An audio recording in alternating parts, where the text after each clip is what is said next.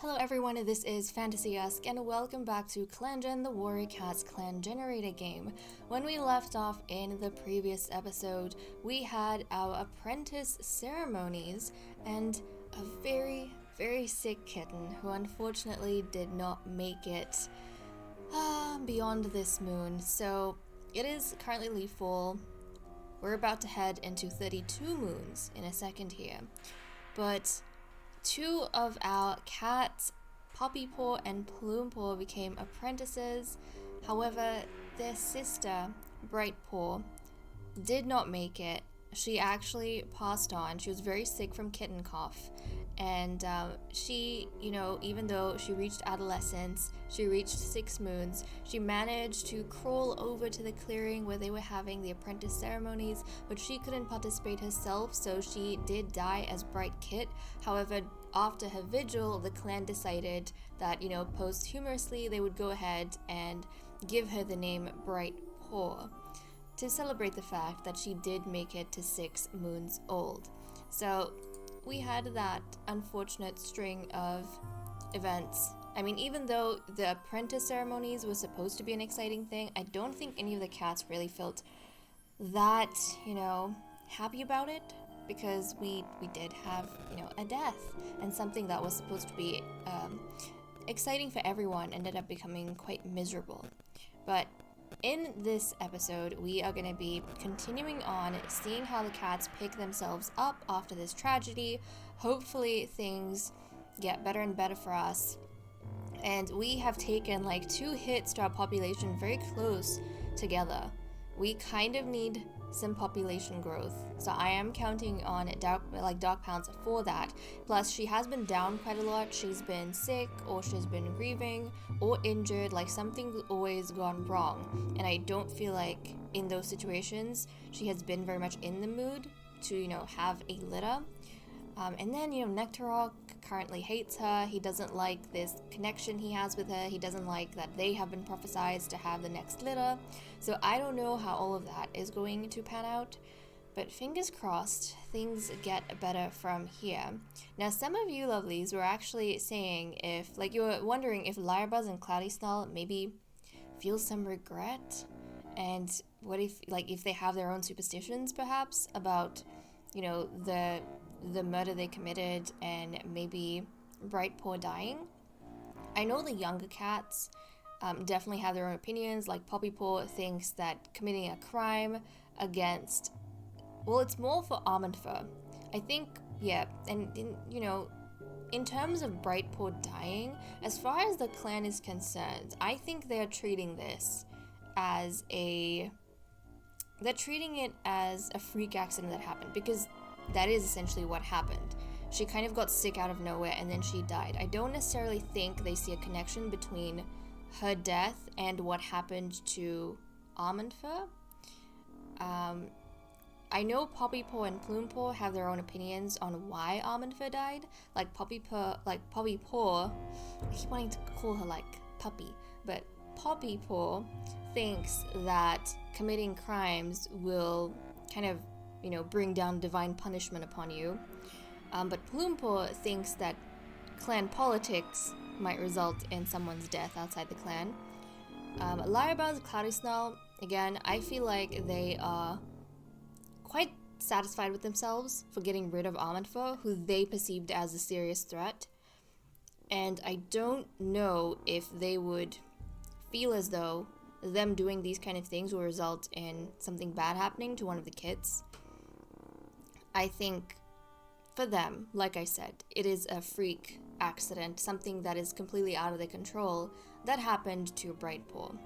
If anything, some of the cats, like Mista, might feel a little bit wistful, and might feel a little bit, I don't know, maybe guilty about the fact, again, this is superstitious, that maybe if Mista had agreed for Slumber Roach to be his daughter's mentor, then maybe fate would have played out differently and she would have survived. Again, it's a small thing and it doesn't really mean anything, but Slumber Roach and Brightpaw felt a connection back when she was a kitten, very early on under the moonlight, and they felt as though both of them would do great things in the future. So I don't know if that was an indication from Star Clan that if these two are separated, or if they could not be each other's mentor and apprentice, then, you know, something would end up happening. It might have been nothing. But I feel like as one of the prophets, Mr. is thinking back to that moment when he had an argument with his daughter, and, you know, kind of feeling a little bit guilty, like wondering what if things had been different. But okay, let us dive into events and see what exactly is going on with everyone. Again, I feel like we need a population boost, or a breakup, because honestly, if Dark Palace and Nectarrock are not going to work out, then break up, so that we can pair up someone else and have kits from them. Let's go ahead and time skip. Okay, so nothing in births and deaths apparently. At the gathering, Mr. jokes about what a pain in the tail it can be to lead a clan. Link's clan's leader agrees with a purr. Okay, so things are going well over there. We'll go ahead and try and befriend a Whimsy clan. Cloudy Snarl can walk and move without pain. Her sprain must have healed. Okay, so she's doing well now. She can go about and continue with her duty. Nectarrock has gotten a running nose. Okay, and what's this? The world around her feels smaller lately. Poppypaw looks out at the horizon and yearns for something unnameable. Okay. I wonder, has this had a change in her personality perhaps? I'm not entirely sure, but that's kind of interesting. Would this be under miscellaneous, I suppose? Okay. Let's dive into relationships and see what's happening here. Okay, a clanmate claims, wait, what? That Bubbling Gale wants Nectarrock dead? Who is saying these things? Okay, hold on. Who hates Bubbling Gale? Because that's the only person I can think of that would say something like that. So who, not hates, but, you know, dislikes Bubbling Gale the most? Or has the least relationship, I should say. Poppypaw. Okay, so Poppypaw is telling Nectarrock that Bubbling Gale wants him dead. Okay, I don't know where she got this information from, but I'm fascinated. Bubbling Gale had a disagreement with Plumepaw while on patrol earlier. And maybe that got around, like maybe that got back to Bubbling Gale. And Bubbling Gale is talking with Plumepaw and complaining about Plumepaw's sister and, you know, rumors she's spreading.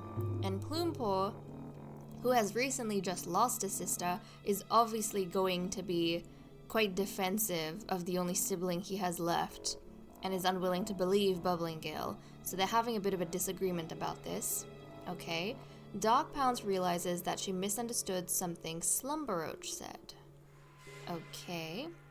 Dark Pounce, Slumberroach, and Slopefleck had a nice talk while eating.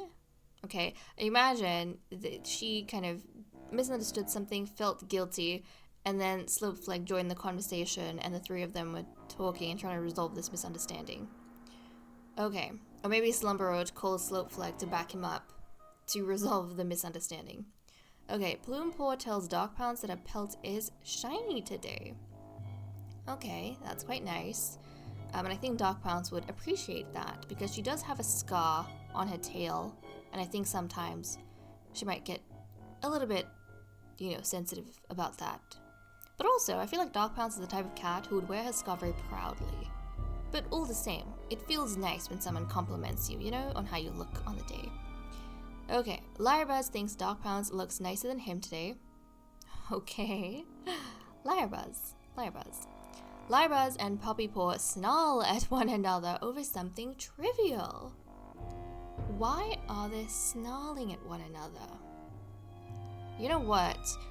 When Brightpaw passed away, or before Brightpaw passed away, like in the moon before that, their mother, who's the medicine cat, was unable to really do much in terms of work.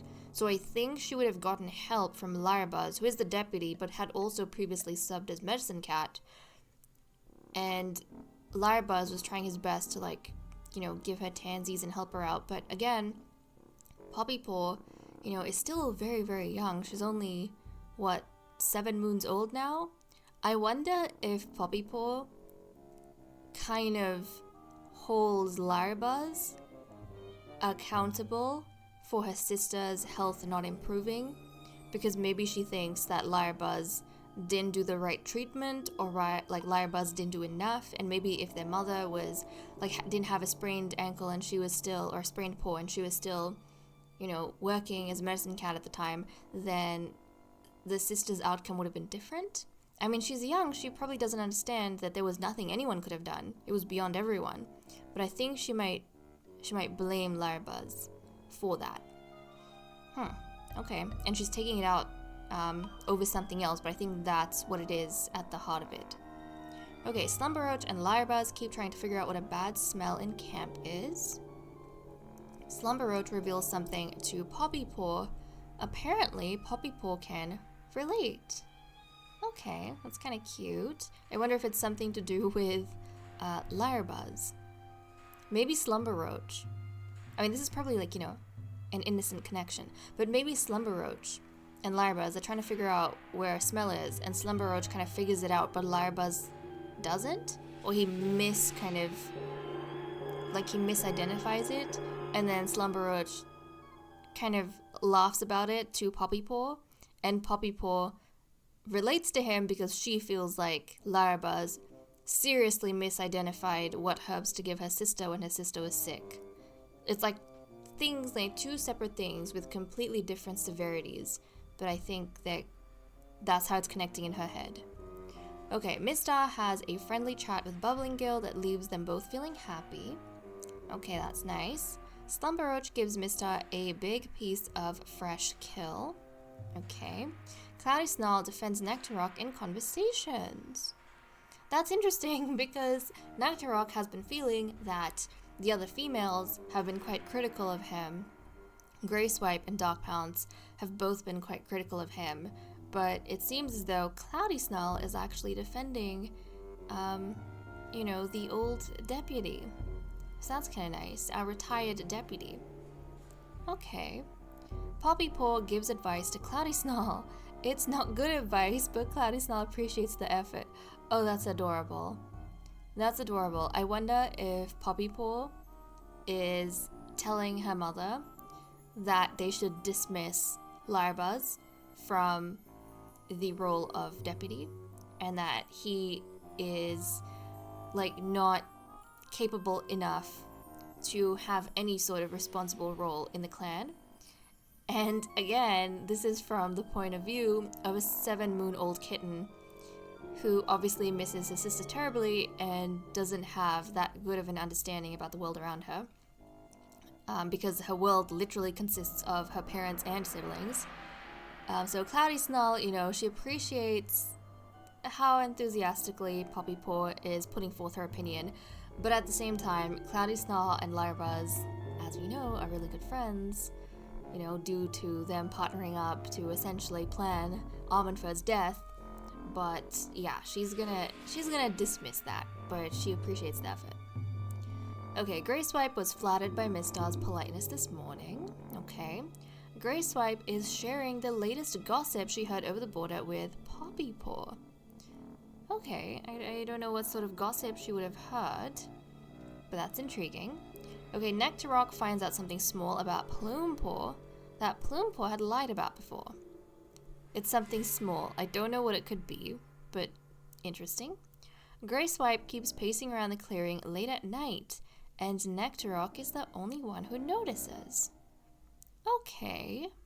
Okay, so I wonder, it must be it must have something to do with the gossip that she heard over the border, and told Poppypaw, and it's been bothering her, so now she keeps pacing around at night.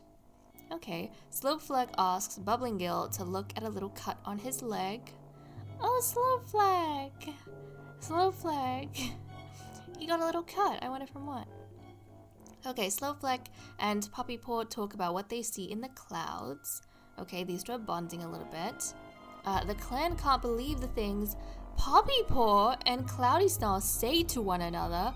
Oh my goodness. Okay, so I strongly think, guys, that after Poppypaw, like at first she was like blaming Larabuzz, and then she, you know, was telling Cloudy Snarl that her and Mr. should dismiss Lyrebuzz from as deputy. Now, Cloudy Snarl obviously did not agree to that. She dismissed that. And Poppy Paw has been getting more and more angry at Cloudy Snarl, and she cannot understand why Cloudy Snarl would not dismiss Lyrebuzz for, like, dereliction of duty, which is a very serious phrase for a 7-moon-old kitten, but you know, she gets the sentiment.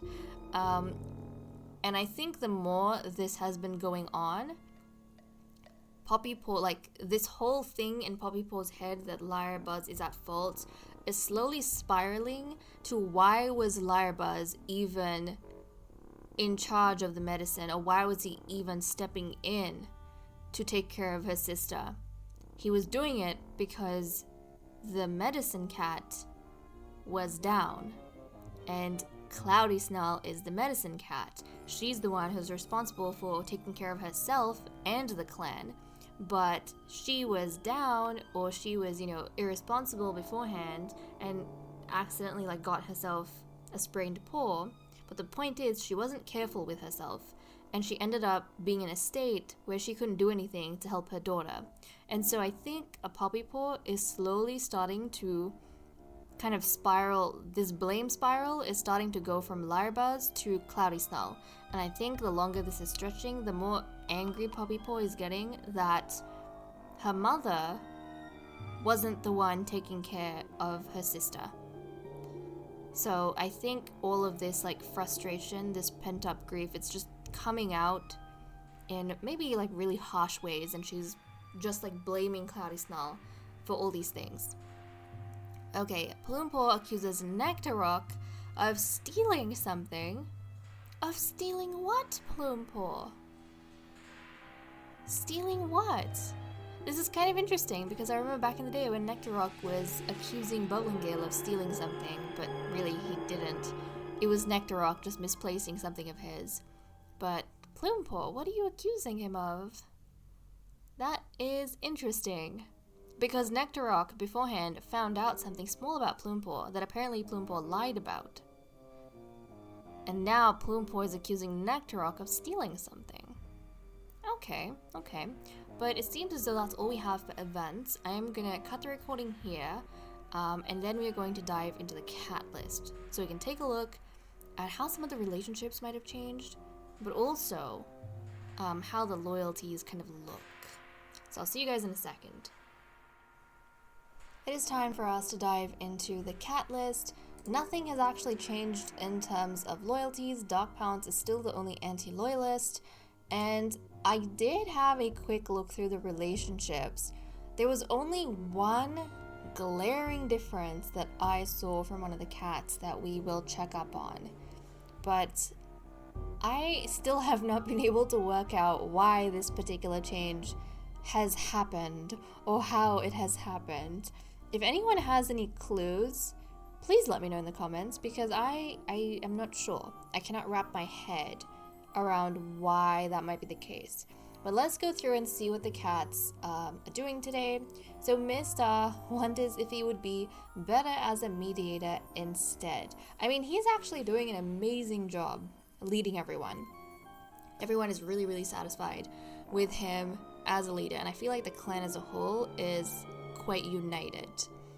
But I feel like, you know, death after death recently is maybe taking a toll on Mr. and his playfulness, and he is probably wondering, you know, if he would feel,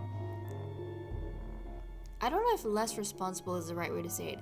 Maybe he feels as though he has to constantly keep himself in check despite all of these really upsetting things happening, because he is leader and everyone looks up to him. Whereas if he was maybe mediator instead, he could be more in touch with his emotions and, you know, mourn his child, for example. So okay, that's kind of interesting. Lyrebuzz thinks he's the smartest cat in the clan. Okay, Lyrebuzz. Oh wait, hold on, guys. I completely blanked on this.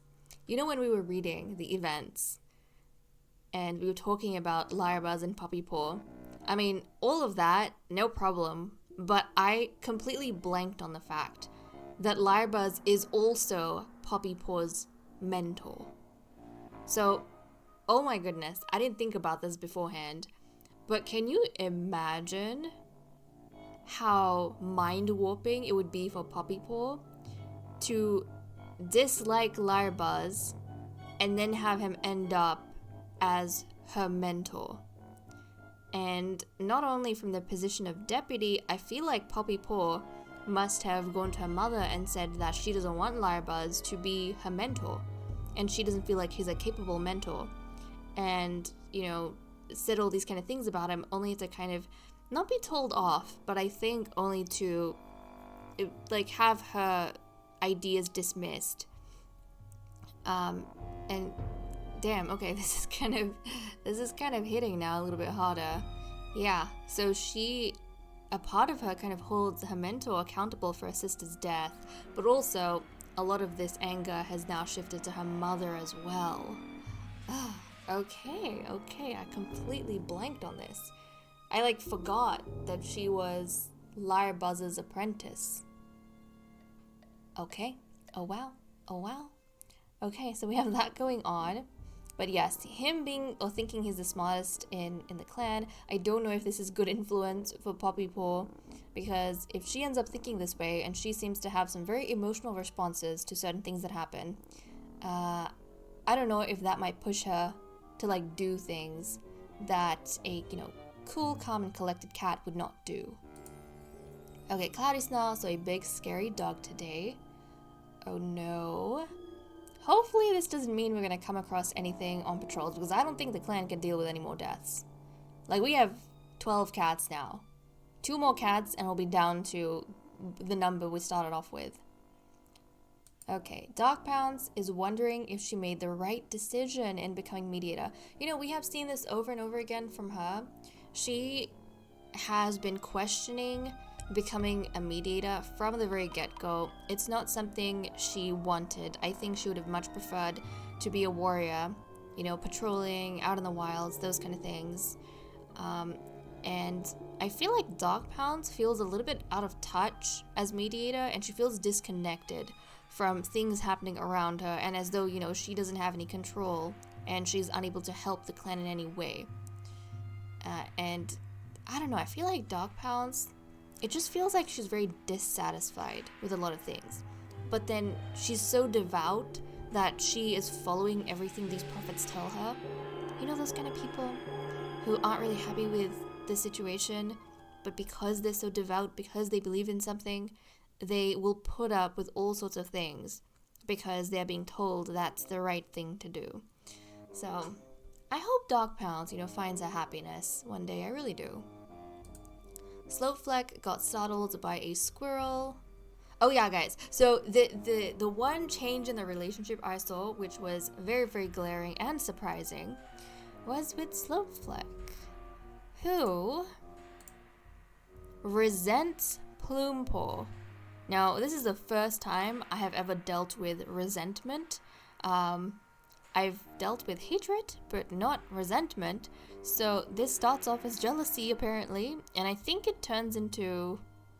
Actually, I don't know what it turns into if it's positive. I mean, I can't imagine anything becoming positive. Actually, can jealousy? Actually, no. Yeah, this is it, right? Because I was just thinking, we have things like dislike and respect and comfort. So really, there's only 2 things that can end up a red, right? It's dislike, which becomes hatred, and jealousy, which becomes resentment. So yeah, okay. I have dealt with hatred, like I said, but I have not dealt with resentment before. So I'm not entirely sure what this came about from.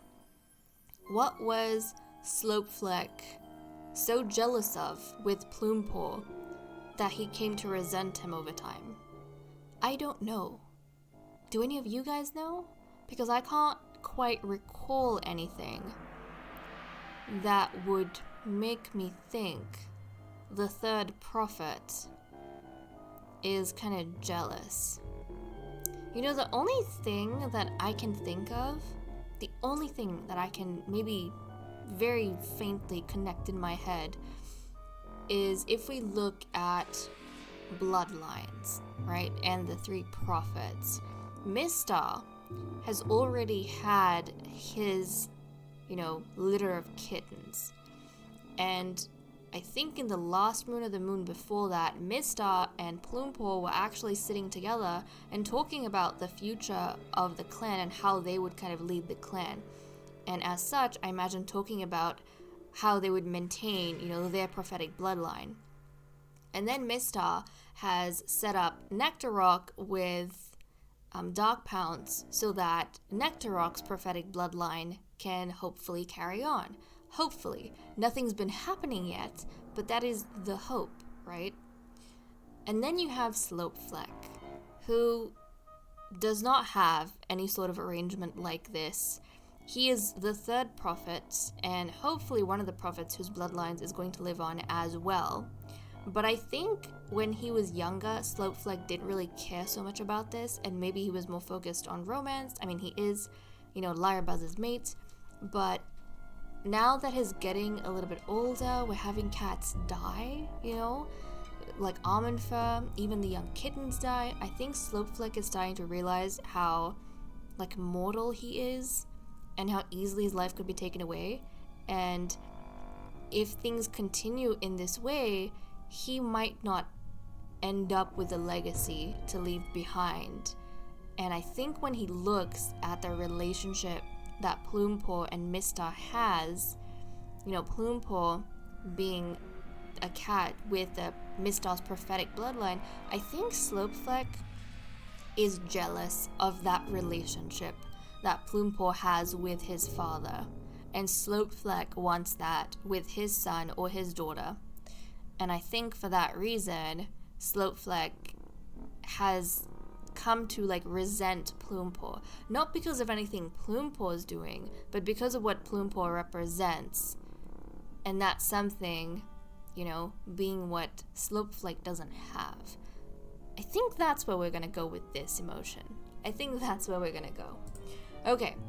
Next up, Slumber Roach cleans the clearing of fallen leaves, which was very responsible for him, given that he is quite childish usually. Bubbling Gale does his clanmates' chores with a smile on his face. He's adorable. Bubbling Gale, he's just constantly adorable. Grey Swipe is wondering if kitty pet life is really so bad. Poppypaw is watching Slopefleck train. Okay, you know what? I feel like Poppypaw, I don't know if I'm thinking wrong, if I'm misremembering, but I feel like Poppypaw was watching... No.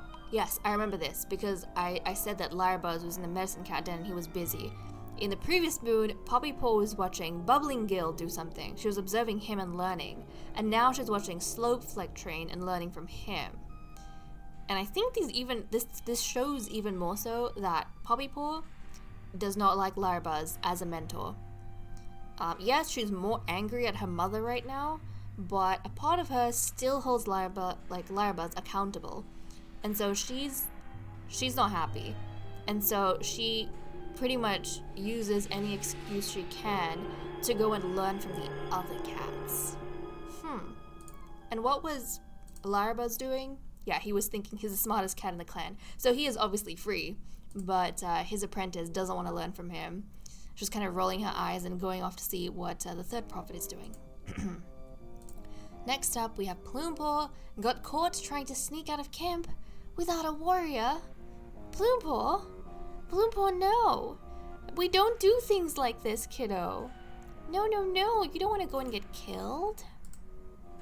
And I'm looking at experience here, which is very interesting. Again, Poppypaw has 6 experience, whereas her brother has 12 experience. So this tells me already that Plumepaw, I think, has a more receptive attitude towards learning, and maybe even with his mentor, Grey Swipe. I can imagine in the previous episode, when everyone went out on patrols, the 2 mentors went together, and the apprentices went with their father and the patrol of 6. They did a really good job at hunting. But I imagine after they came back, Plumepaw went to Greyswipe and they talked about that hunt. They also talked about Greyswipe's hunt, which was very, very successful.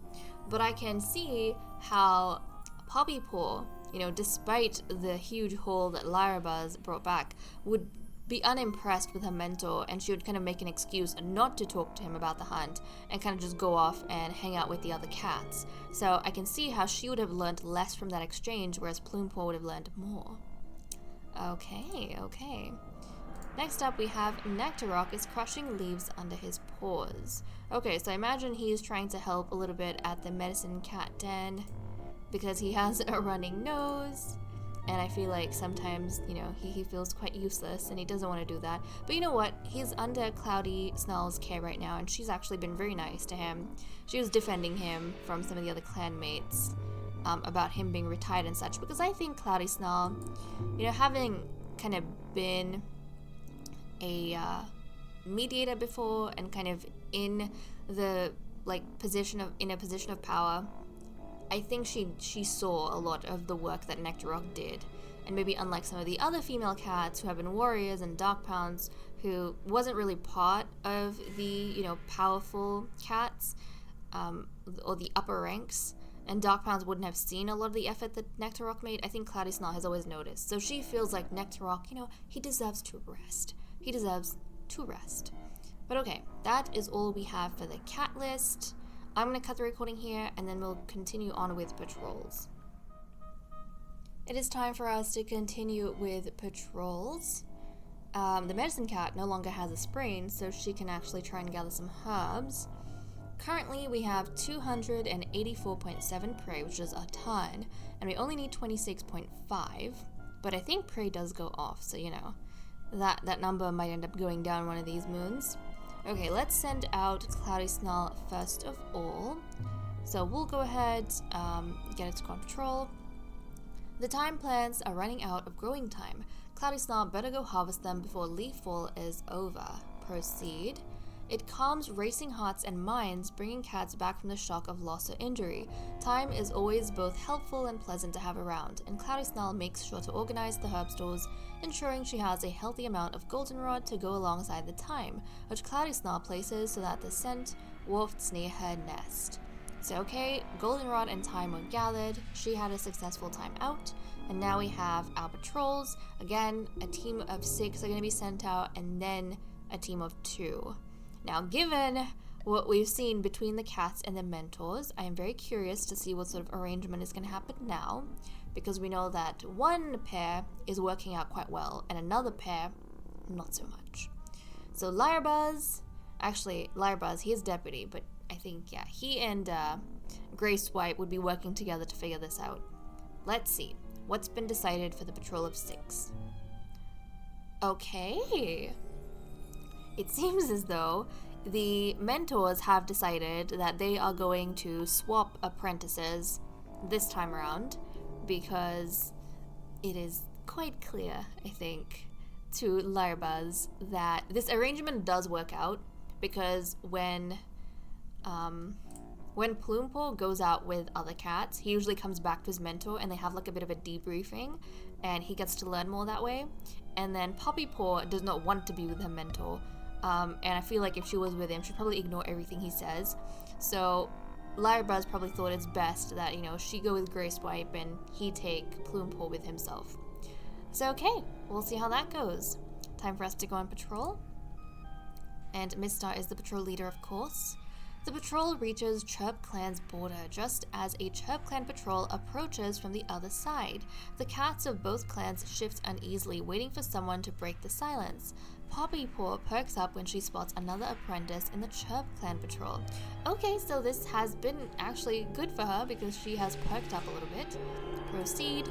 Poppypaw greets the other apprentice confidently, and her clanmates strike up a conversation with the Chirp Clan patrol as well. Poppypaw tells the other apprentice all about her mastery of some of the trickiest battle moves and the most advanced hunting strategies. The other apprentice rolls their eyes, unimpressed with Poppypaw's braggadocio, and the Chirp Clan patrol moves on. Okay, so relations have remained neutral, but you know what? It's funny that Poppypaw really dislikes Lyrabuzz, and yet she is already displaying some of the traits that Larabuzz has, like that confidence of his. Earlier on in the day, she was kind of rolling her eyes at Larabuzz when he thought he was the smartest cat in the clan, and now she's going ahead and acting like she is like really confident and really smart and knows all these cool moves. So, you know, whether or not she liked it, she's becoming more and more like her mentor. And now we are sending out our patrol of 2, Plumepaw and Larabuzz, and let's see what they get up to. I think they would have a little bit of pressure hunting because the first patrol didn't get anything, but we do have a ton of food, so it's not that bad. Let's have a look. The patrol comes across a thunder path running through the mountains. Okay, Larabuzz, please don't kill my favorite kitten. Please, please, please. I am a bit worried. Now, I have had a whole team of cats come across a thunder path and get through it safely, I think. I've also had, like, a single cat, more often than not, go across a thunder path and go through it just fine to hunt on the other side. But I have never taken an apprentice through the thunder path, so I am worried. Proceed.